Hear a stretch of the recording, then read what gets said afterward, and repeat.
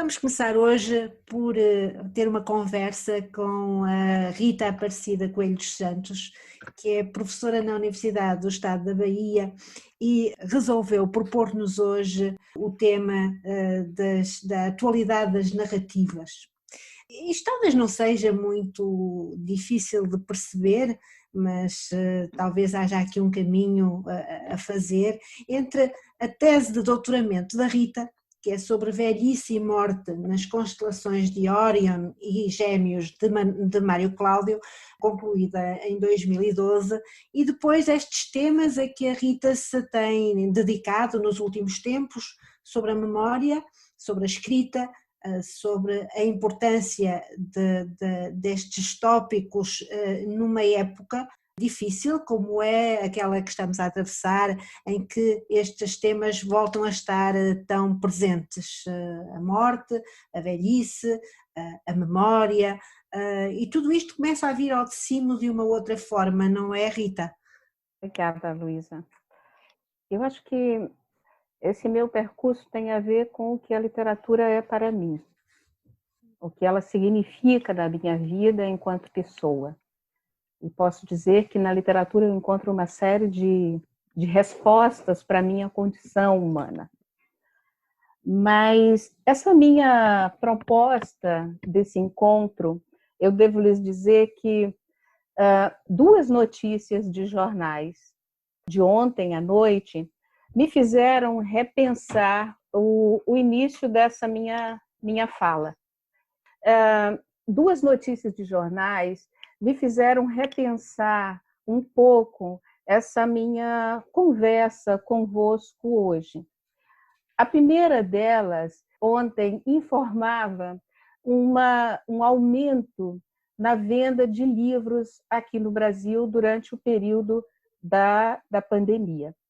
Mas o mais surpreendente para mim é que houve uma queda de 23,7% na venda de livros de autoajuda e um aumento na venda de romances, sobretudo dos clássicos. E eles, então, enumeram uma série de livros que são já de algum tempo e que voltaram agora para responder aos questionamentos dos leitores que estão enclausurados.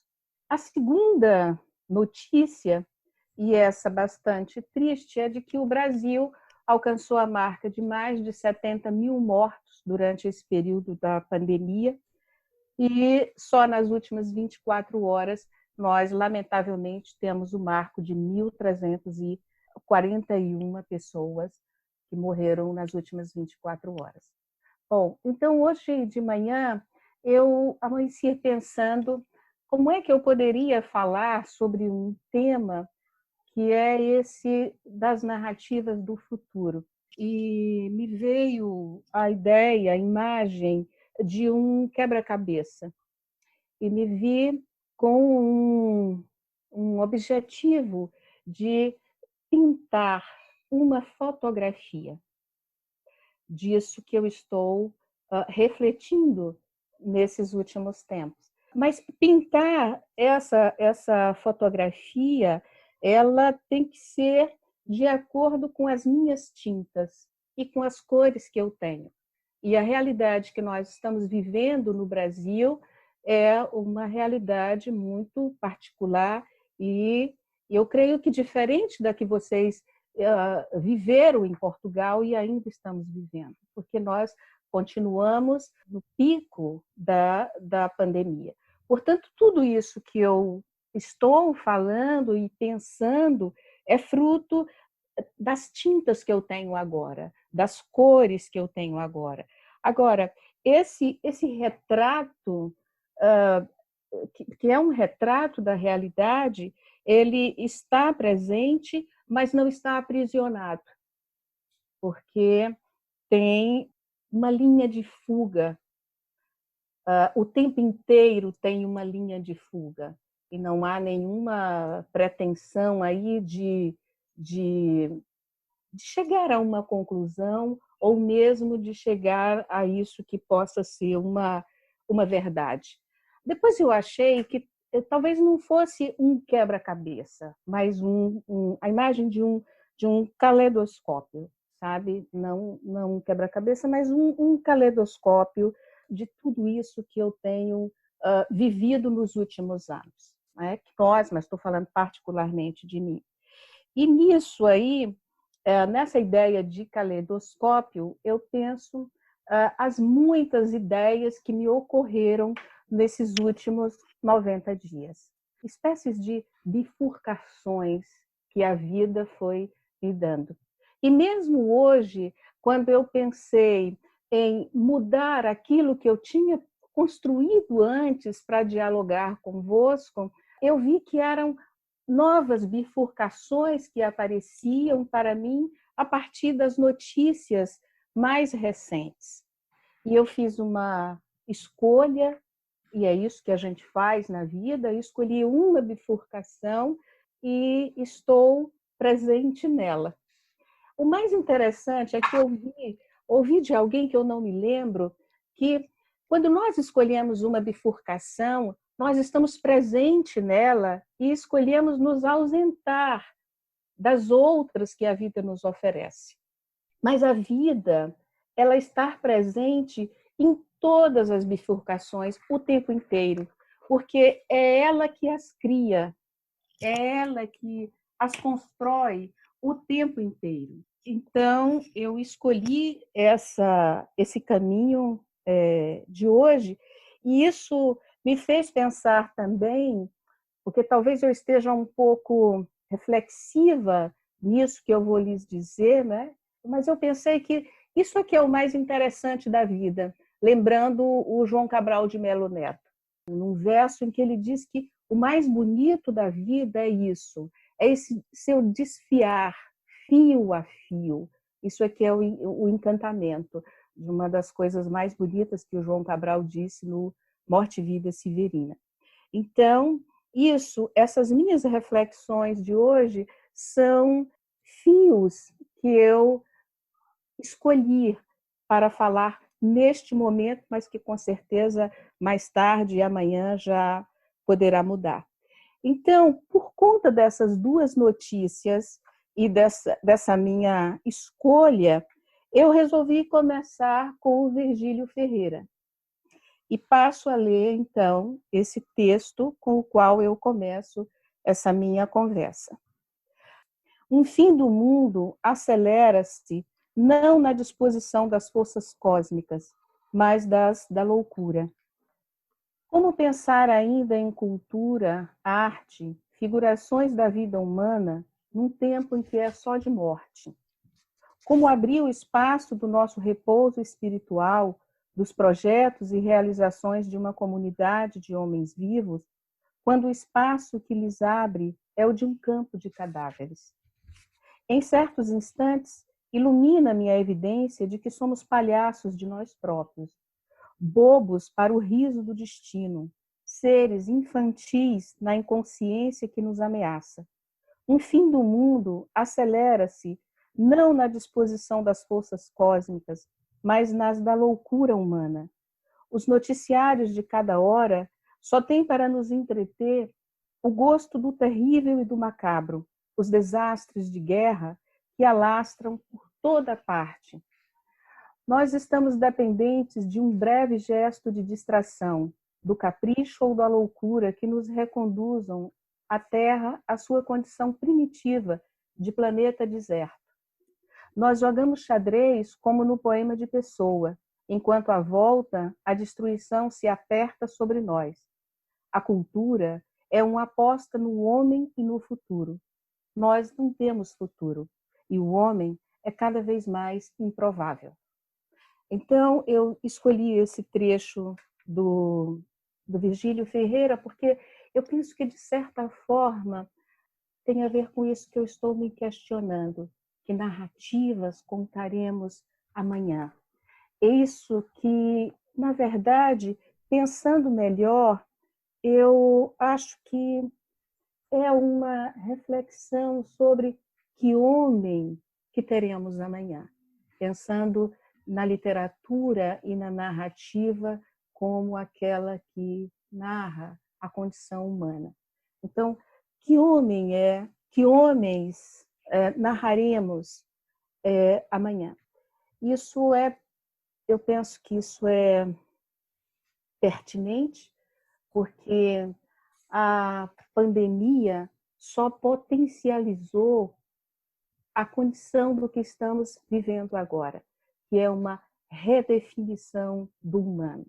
O século XXI, os filósofos estão aí, e a literatura já disse isso anteriormente, é um momento de redefinição do humano. E por isso tanto silêncio, por isso tanta dificuldade de dizer.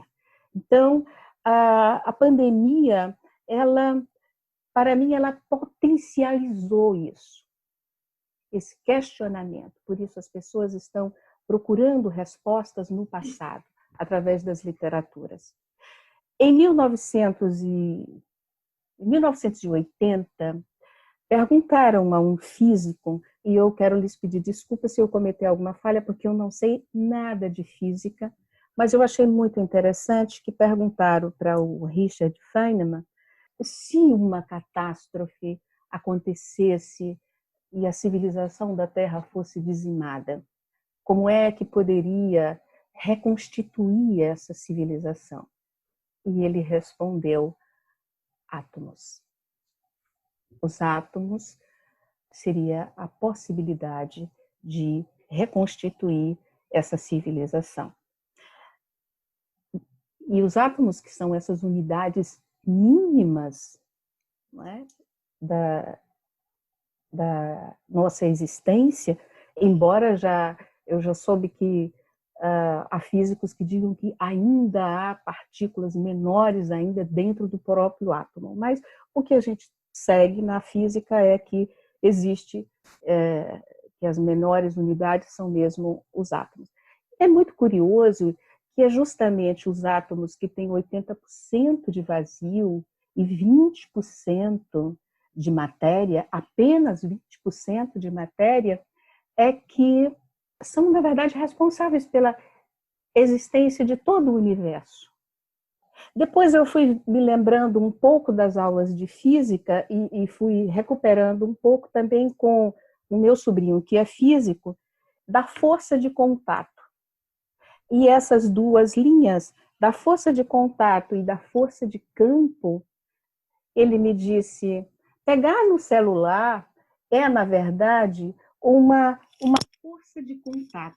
Foi uma analogia muito simples que ele utilizou para poder me explicar isso, mas ele disse isso numa visão macro, mas numa visão micro ela não existe, porque aí nós estaríamos na força de campo. E eu então pensei que a força de contato, se comparado à força de campo, ela na verdade é uma ilusão. É uma ilusão. Fiquei algum tempo pensando sobre isso, por quê? Porque nós estamos vivendo o momento do pós-humano. Alguns filósofos, e eu tenho discutido isso um pouco nas minhas aulas com os meus alunos, sobretudo quando a gente está trabalhando com literatura e outras mídias, e tem já escritores e uma série de pesquisadores que estão enveredando muito por isso, já é uma realidade, inclusive na criação de textos literários. Então, eu fui pensando nisso, nessas combinações de átomos que obedecem a uma lógica muito particular, no momento em que as próteses são realidades, no momento em que no ano passado, me parece que no início do ano passado, houve um desfile de moda de uma marca muito famosa em que, ao invés de modelos, entraram drones carregando bolsas famosas.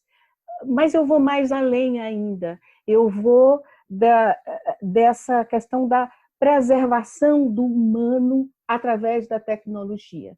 E aí eu penso, por exemplo, na criogenia, esse uso da máquina para preservar o homem. Essa transformação do homem numa informação. Por quê? eu vejo que quando a gente vai lendo um pouco sobre isso, parece ficção científica, mas é real. Esses dados nossos que estão sendo armazenados para um futuro, quando nós poderemos estar em novos corpos, quando isso for possível. Rita, eu posso colocar uma questão que me está a surgir um pouco, ainda em esboço.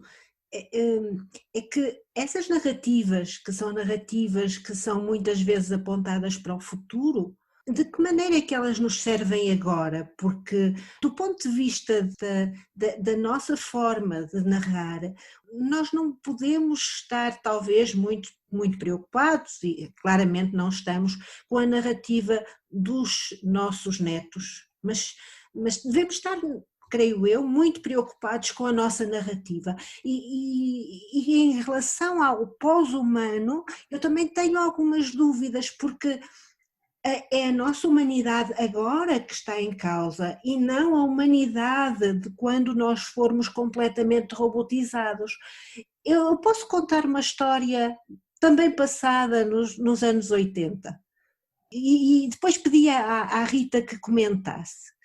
O Humberto Eco conta que nos anos 80, naquele período de Guerra Fria, em que toda a gente pensava que o mundo ia acabar porque a União Soviética ia tomar conta da Europa e possivelmente do mundo, havia um conjunto de sábios que foram reunidos nos Estados Unidos para conceber um cenário de total devastação. A quantidade de armas atómicas poderia facilmente destruir o planeta dezenas de vezes, bastava uma, e por isso o que é que nós poderíamos fazer se sobrevivesse, por acaso, um núcleo social num reduto qualquer da Terra. E aí nós tínhamos que conceber uma micro-humanidade que tivesse que começar do nada, sem eletricidade, sem livros, sem museus, sem bibliotecas, sem professores, sem políticos, etc. Esses sábios tinham que tentar perceber como é que então este átomo micro, num universo micro, em que tudo, uma meia dúzia de pessoas seria uma micro-humanidade, poderia preservar alguma coisa de importante para a humanidade. E Humberto Eco contava com alguma ironia que os sábios tinham concluído que a única forma de preservar alguma coisa era precisamente através de uma narrativa. Porque só a narrativa, e só a narrativa mítica com o tempo, preservaria aquilo que era importante para a nossa humanidade. Quer dizer, nós não poderíamos deixar, ou dificilmente nós poderíamos deixar aos outros esquemas de um saber científico que não podia ser lido pelos nossos sucessores, porque os nossos sucessores não conseguiriam lê-lo. Não conseguiríamos deixar um conjunto de histórias reais, porque eles normalmente, nem de narrativas muito pormenorizadas, porque eles naturalmente aborrecer-se-iam, mas podíamos deixar micronarrativas. E isto acho que é muito, a Rita dirá, mas eu creio que é muito dialogante com aquilo que a Rita estava a dizer, porque pegando naquela ideia de que agora os livros de autoestima não nos valem, não é? Aparentemente não nos valem assim tanto, o que é que nós faremos com as micronarrativas que vamos deixar agora às gerações futuras? Isso talvez seja uma questão que nos deve preocupar a todos, mas especialmente a professores e a pais e a pessoas que querem deixar alguma coisa a quem virá depois de nós. A literatura não é de agora. Se pensarmos que Camus escreveu A Peste e não tinha nenhuma pandemia na França naquela época, se pensarmos no no livro do Daniel Defoe, né, que também, quando aconteceu a peste, ele tinha 6 anos. Então, nós sabemos que a narrativa, ela não é de agora. A literatura não é de agora. E talvez por isso, não é talvez, nós estamos buscando na literatura do passado esse entendimento do agora. As palavras do Eco, você narrando, me fizeram lembrar um filme infantil que eu acho que é muito interessante, que aqui no Brasil a gente chama de Wall-E. É um filme de um robozinho e que a minha filha de 10 anos, Olivia, estava trabalhando recentemente com isso na escola. E trata exatamente disso, né? Dessa terra devastada e comandadas por máquinas. Mas é um filme que mostra também esperança.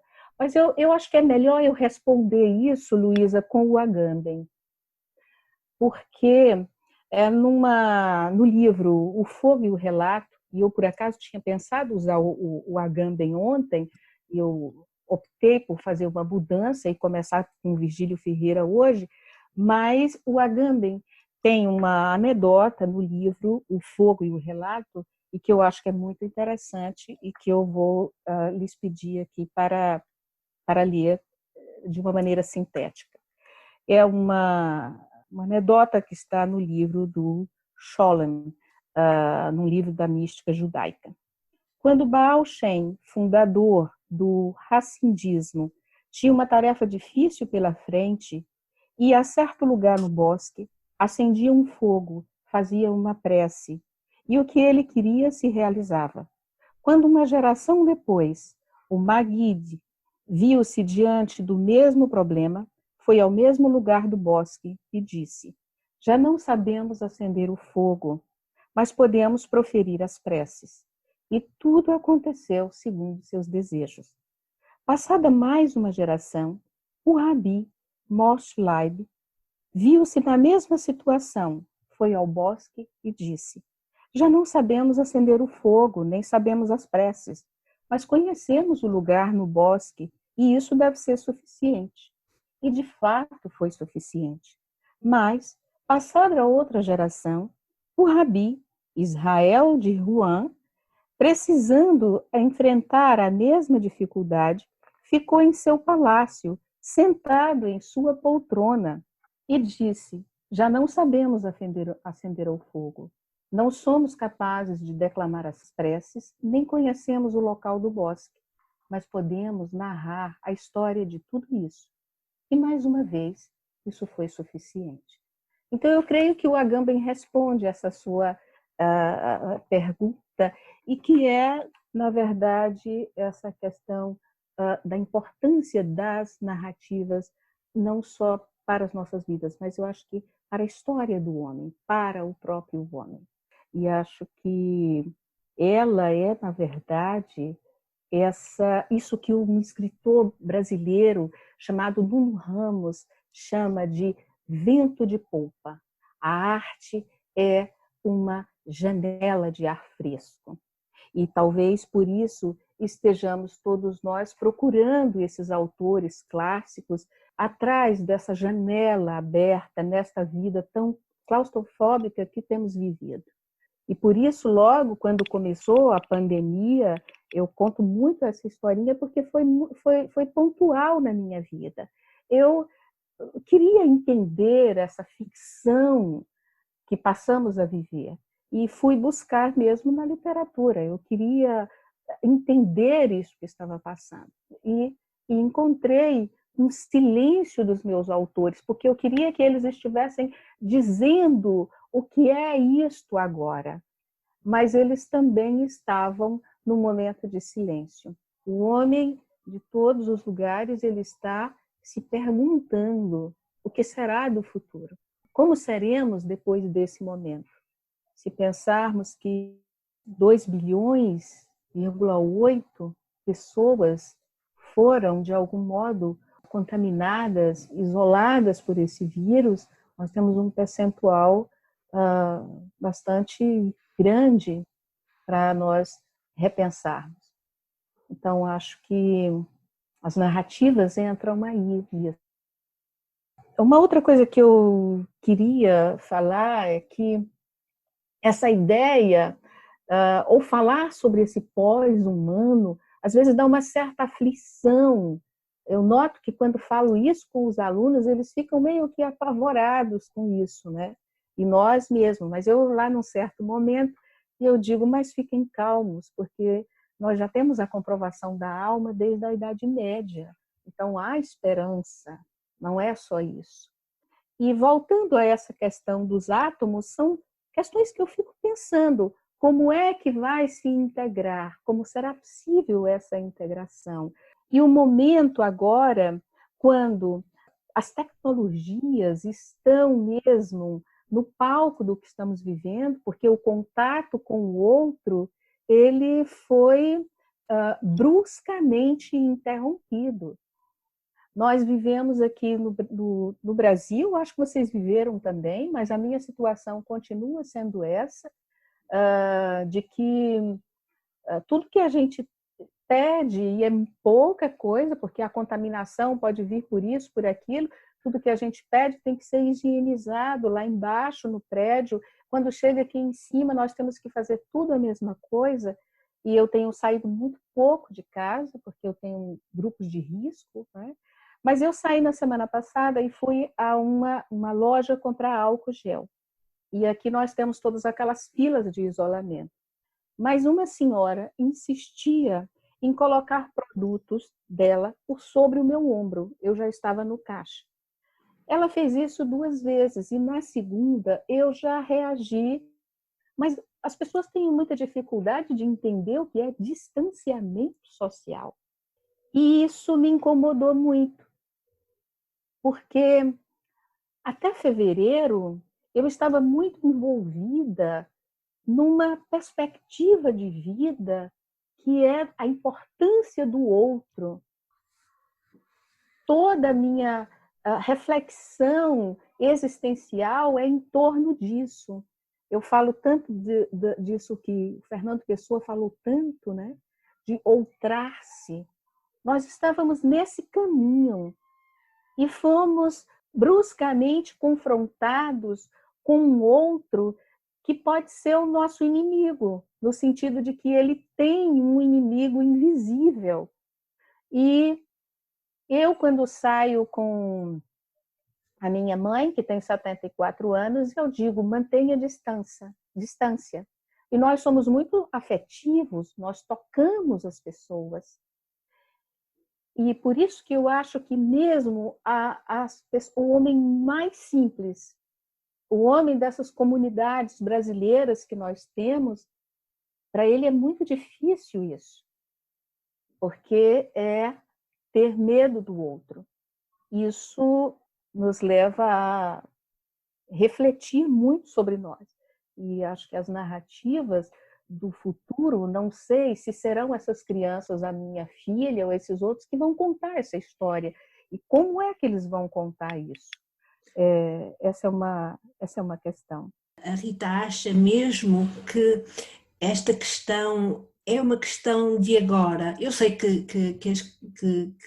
nunca o mundo parou sincronicamente como no nosso tempo, mas quando, por exemplo, a Rita diz que o Camus não tinha conhecido uma pandemia para ele escrever a Peste, é curioso porque eu tenho uma colega minha de Química da Faculdade de Ciências que se dedicou precisamente a analisar as fontes científicas de Albert Camus para escrever a Peste.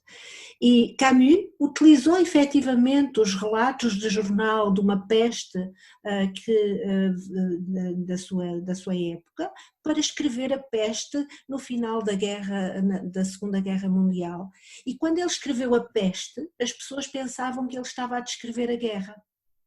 E nós temos que pensar também como é que a Anne Frank, por exemplo, que está encerrada num quarto com uma família, confinada num quarto com uma família, durante meses, anos, sem poder fazer barulho, crianças sem poder fazer barulho, e ela escreve um diário. Eu acho espantoso esta questão, porque isto quer dizer também que nós podemos, a criança, o adolescente, que são seres muito mais resistentes do que aquilo que nós pensamos, podem fazer narrativas extraordinariamente normais daquilo que nós achamos que é a normalidade. E eu talvez voltasse ao Camus por esta questão, é que Camus talvez não esteja muito preocupado com a narrativa do futuro, mas está preocupado com a nossa indiferença ao presente. Eu fiz uma experiência que foi voltar a ler A Peste neste contexto e dei-me conta que nunca tinha lido A Peste. E nunca tinha lido A Peste porque nunca tinha vivido uma circunstância tão semelhante. Era como se aquele rabi que ouve dizer, mas na verdade não sabe o que é que está a dizer, nem sabe o que é que está a ouvir. Mas como tem a narrativa, pode ir lá buscá-la. E se a Rita me permite, eu ia ler talvez um parágrafo só da Peste. Uma maneira cómoda de travar conhecimento com uma cidade é descobrir como lá se trabalha, como se ama, como se morre. Na nossa pequena cidade, talvez por efeito do clima, tudo se faz ao mesmo tempo, com o mesmo ar frenético e distante. Ou seja, as pessoas aborrecem-se e aplicam-se a criar hábitos. Os nossos concidadãos trabalham muito, mas apenas para enriquecerem. Interessam-se principalmente pelo comércio e ocupam-se em primeiro lugar, segundo a sua própria expressão, em fazer negócio. Naturalmente têm gosto pelos prazeres simples, gostam das mulheres, de ir ao cinema, de banhos de mar, porém muito sensatamente reservam os prazeres para os domingos e para os sábados à noite, procurando nos outros dias da semana ganhar muito dinheiro. Dir-se-á que nada disto é peculiar à nossa cidade e que, em suma, todos os nossos contemporâneos são assim. Sem dúvida, nada há de mais natural hoje em dia do que ver as pessoas trabalharem de manhã à noite e perderem-se em seguida a jogar às cartas, no café ou a dar à língua o tempo que lhes resta para viverem. E esta é o começo da peste. Esta é uma realidade que é nossa. É a nossa vida, é a nossa normalidade, até nos bater à porta qualquer coisa que nós dizemos é normal. Não, mas talvez a nossa normalidade é que seja anormal. E talvez esta necessidade de olhar para as coisas de outra maneira seja uma verdadeira normalidade que nós devêssemos buscar nas narrativas da literatura. Será que nós não devíamos virar este mundo ao contrário? Achar que o normal era anormal e o anormal era normal? Porque é isto que a literatura muitas vezes nos faz. É virar-nos o mundo do avesso, é criar-nos expectativas diferentes quanto àquilo que nós achamos que são os nossos horizontes de expectativa ou em relação ao estranhamento. Não devemos nós estranhar a normalidade. Isso que você falou do Camus, isso faz parte, talvez, daquilo que o Agamben disse. É o mistério da literatura. Esse que é o mistério. E quando o Rabino responde, deve ser suficiente? Deve ser, mas às vezes não é. Deve ser suficiente. Eu penso também muito numa linha aí do Benjamin, ou do Benjamin, né, como vocês falam. Esses narradores daquele período pós-guerra também silenciaram, né, que ele vaticinou a morte. Talvez eu pense muito por isso, por essa linha benjaminiana. O que nós contaríamos amanhã sobre isso que nós vivemos, como nós vivemos. Talvez tenha aí um pouco desses meus próprios questionamentos. E amanhã, o que esses velhos contarão? Uma das coisas que eu tenho refletido muitíssimo é sobre isso, essas crianças que estão isoladas do convívio com os seus avós, esses avós que estão isolados também. E esse intercâmbio de experiências que já vinha aumentando, hoje também chegou, eu acho que é o ápice disso, que já não há mais.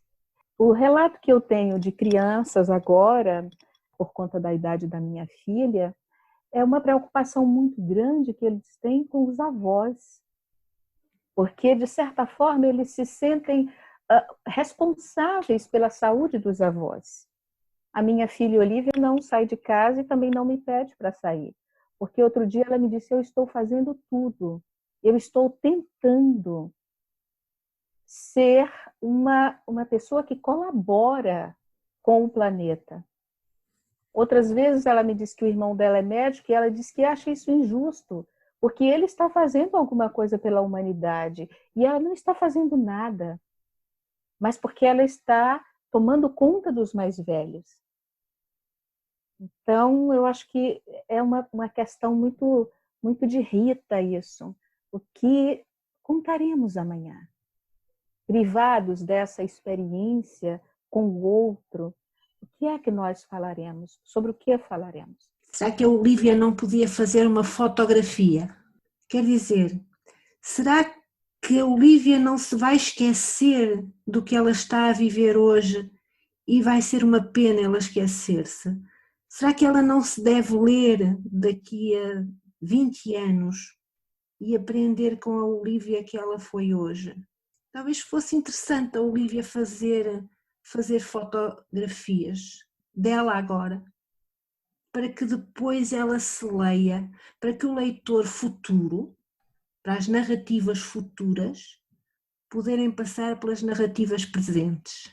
Não tinha pensado nisso, mas fotografias ela faz muitas, mais ainda são vídeos, porque, inclusive, esse é o melhor brinquedo.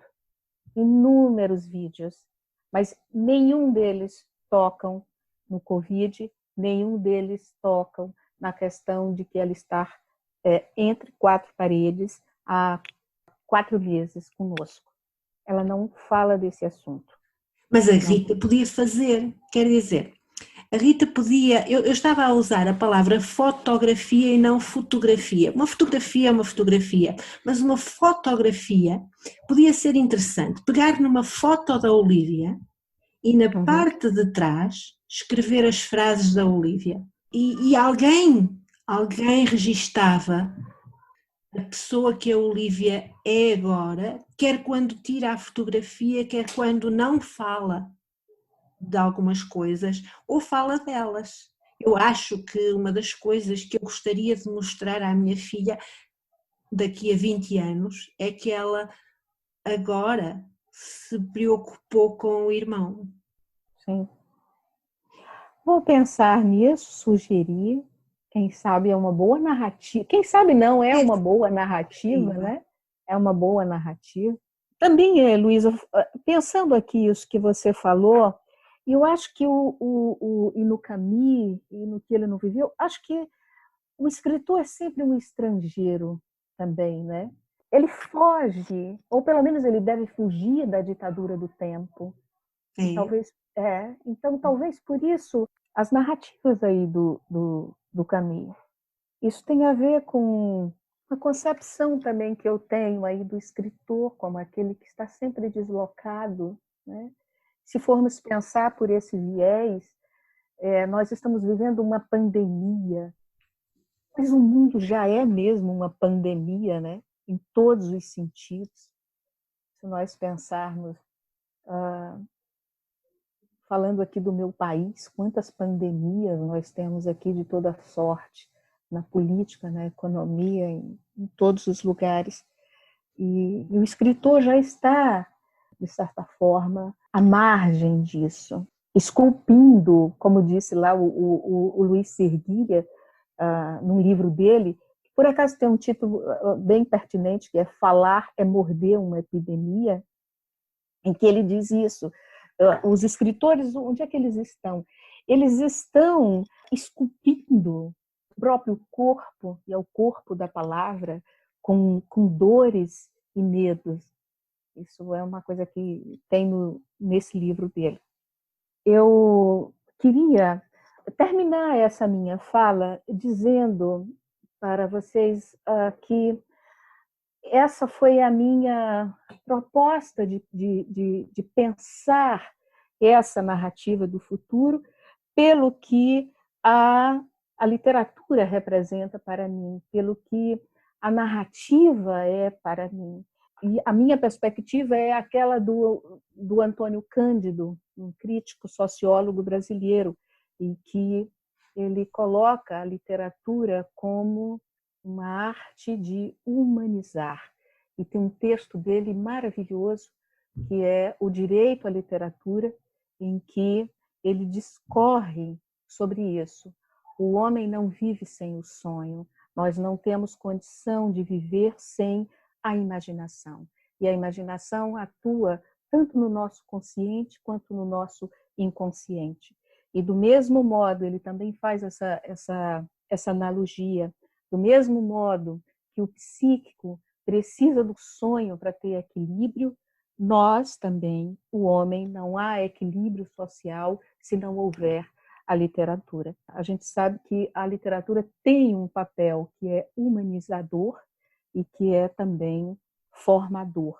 Aqui no Brasil já começaram a sair alguns textos já sobre a pandemia. Eu separei uma aqui que eu gostaria de ler para vocês, que é de um poeta carioca chamado Alexei Bueno. Matinada da peste. Pássaros cantam lá fora. As aves não têm o vírus. Que aurora tão mais sonora que os nossos frágeis suspiros. Cantem mais. Cada alva é um dia. Sua festa é o nosso apelo. Eternos são a alegria de estar no instante, de sê-lo, sem saber de um fim. Seu canto, que ignora o tempo, o acelera. Para nós, no hoje e no espanto, filhos da angústia e da espera. É um poema de 29 de março de 2020. Mas eu queria finalizar essa minha conversa, essas minhas reflexões, voltando aí ao Nuno Ramos, de que a arte é essa janela, é esse vento de polpa, esse bafo para uma vida claustrofóbica. E quero terminar, eu que comecei aí com o Virgílio Ferreira e aquelas visões apocalípticas do fim do mundo, eu quero terminar com o meu poetinha gaúcho, que é o Mário Quintana. E o Mário Quintana tem um texto, uma crônica belíssima chamada Pausa, e que eu uso sempre na minha vida, em que ele fala que uns óculos sobre a mesa podem ser qualquer coisa para além de uns óculos. Pode ser um inseto de grandes olhos negros. Pode ser um ciclista tombado.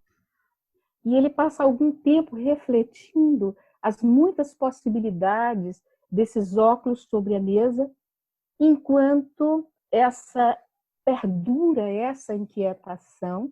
O Sancho Panza aparece muito cheio de si, né, e de senso comum, e diz para o Dom Quixote que uns óculos sobre a mesa são só uns óculos sobre a mesa. Dom Quixote insiste que não, que há mais mistérios aí do que ele poderia pensar, e paira no ar, são palavras do Mário Quintana, paira no ar o eterno mistério dessa necessidade da recriação das coisas em imagens para terem mais vida, e da vida em poesia para ser mais vivida. E esse enigma eu passo a ti, pobre leitor. E agora? Portanto, querida amiga Luísa, eu acho que a minha filha Olívia e eu própria posso fazer todas essas fotografias e filmes e rever tudo isso no futuro, que sem dúvida nenhuma terá um significado para mim desse tempo que eu tenho vivido. Mas eu tenho certeza que é como leitora no futuro, revendo essas narrativas de agora ou do século XVI, pensando aí nos livros já da peste daquela época, é que eu terei também um conforto e um melhor entendimento da vida, nessa janela aberta para eu poder pensar um pouco mais. Então, quero me despedir assim, Eu com quero o Mário agradecer. Quintana e com a imaginação que a literatura, que a narrativa nos permite.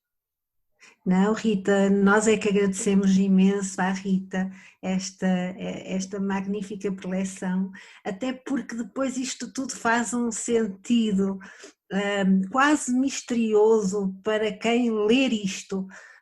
Eu estava-me a lembrar desta paira no ar que a Rita falou e que no fundo vai suceder a este podcast. O podcast vai pairar no ar e vai pairar no ar de uma forma semelhante aos pássaros do Alexei Bueno e vai pairar no ar de uma forma talvez semelhante à que existe no nome do Rabi, da história que o Agamben contava, porque o nome do Rabi era qualquer coisa Ruá, e Ruá quer dizer em hebraico o sopro.